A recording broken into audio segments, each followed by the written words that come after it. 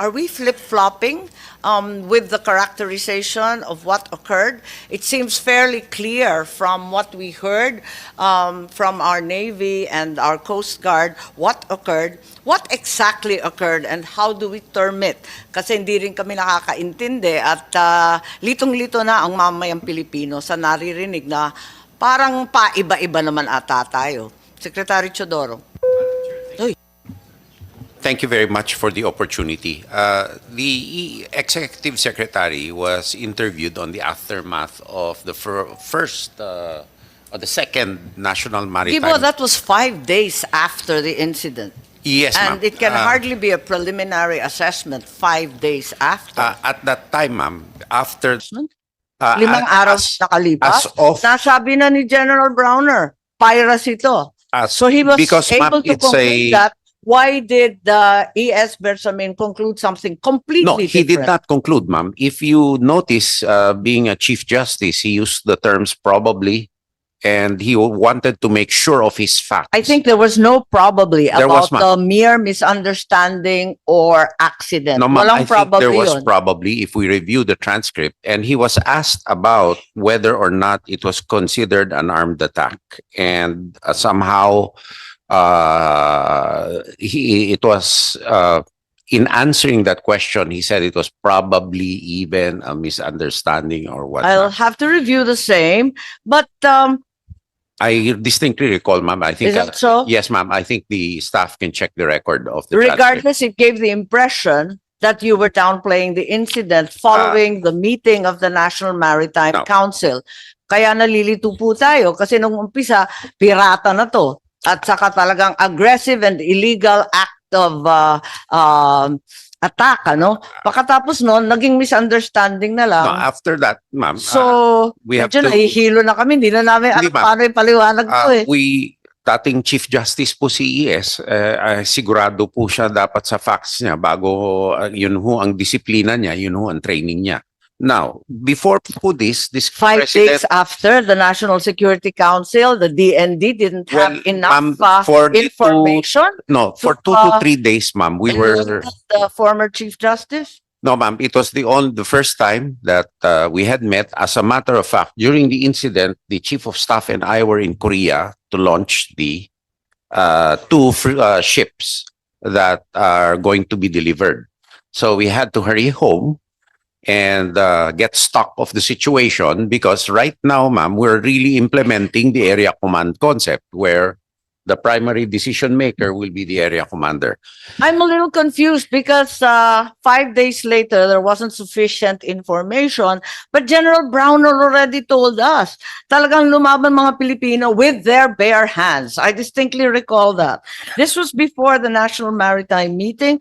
Are we saying that nobody from NMC, DND, and SA bothered to ask General Browner? No, there were, Anong ma'am. ibig sabihin niya nun? We did, but in the NMC meeting, these were one of the agenda items, and the rest of the agenda items were the recommendations to the president. But even before this, the president had already scheduled a visit to Westcom, where he was able to personally spend time with each and every one. And after that, it came out already that he made the determination himself already in spite Pero of the kawawa pa NMC. yata si ES dyan dahil Yes, ma'am. I think so because ano ba nangyari dyan? Parang walang proper verification, sinalang siya sa presko, nagsalita siya, ngayon linalaglag ng lahat. Anong klase yun? hindi ho naglalaglag but there's no intention to do that. He's our primus inter pares naturally. But I'm just explaining the context. Where are we now, Secretary? We are now on the statement of the president in So the Palawan. statement of the president was very general. We're not in the business of war. No, I mean, it what is, is now the official characterization of what occurred in Ayungin? which is the reason for our press conference yesterday to clarify that the incident is not a misunderstanding. If you of- would put it on record, please, since we've heard so much, Yes, ma'am. that is so confusing. I think, ma'am, that if I can introduce into the record the written transcript I will submit it later for Thank you. from But in the general, PCO. if you can provide the gist for The those who are gist here is, ma'am, present. it was a deliberate and deliberate attack, no, a deliberate aggressive action by China and an illegal use of force. So it is not a misunderstanding or an accident.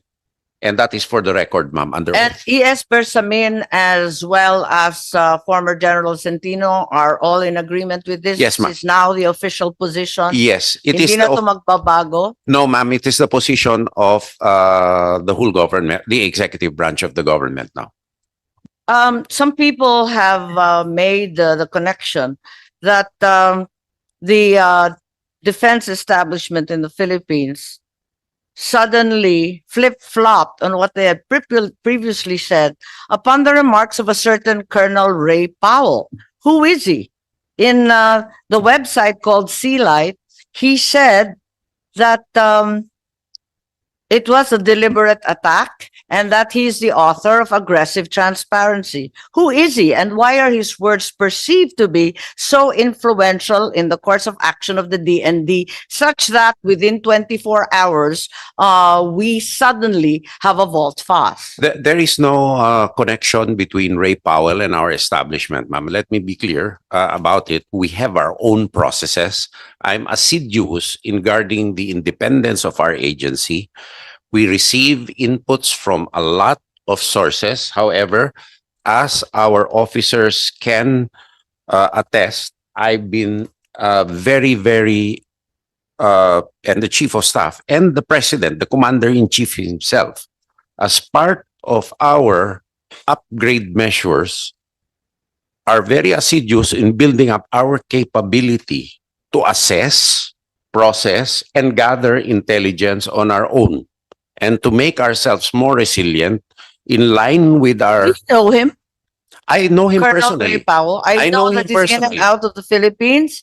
And is it true that assertive transparency, which apparently is the policy today, given that we have the media cover these events as well as invite even media personnel, is it true that he authored this policy and I that would we not are abiding know, by ma'am. it on his suggestion? I would not know because the policy of the DND is military operations coupled with operational security and We- information operations. That spokesman speak of the transparency strategy. Exactly the words this American consultant uses. Is that an accident? Probably, ma'am, because the transparency options were developed by our staff and by I think DDG Director General and ikaw Hericos. to bolt in. Sige. Kasi Yes. naangkin niya na siya daw ang nag-imbento ng assertive transparency and he would like to step up the promotion of his transparency strategy again to discourage or prevent the holding of dialogues between the Philippines and China. Can you just comment? Yes, ma'am, but I think this has gotten quite a lot of media play, so I need a conclusive statement from your group. thank you very much, Madam Chair and esteemed senators. The transparency initiative that the National Task Force is implementing is part of our national security Kailan strategy. umpisa? We've been doing that, Madam Chair. I read the people say measured transparency.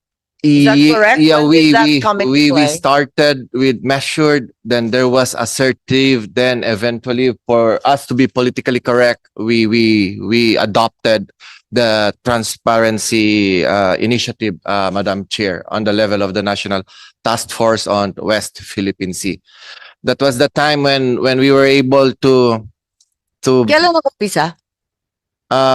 as early as second quarter of 2023, Madam Chair. When the National Task Force on West Philippine Sea did the workshop for the crafting of the national strategy for West Philippine Sea.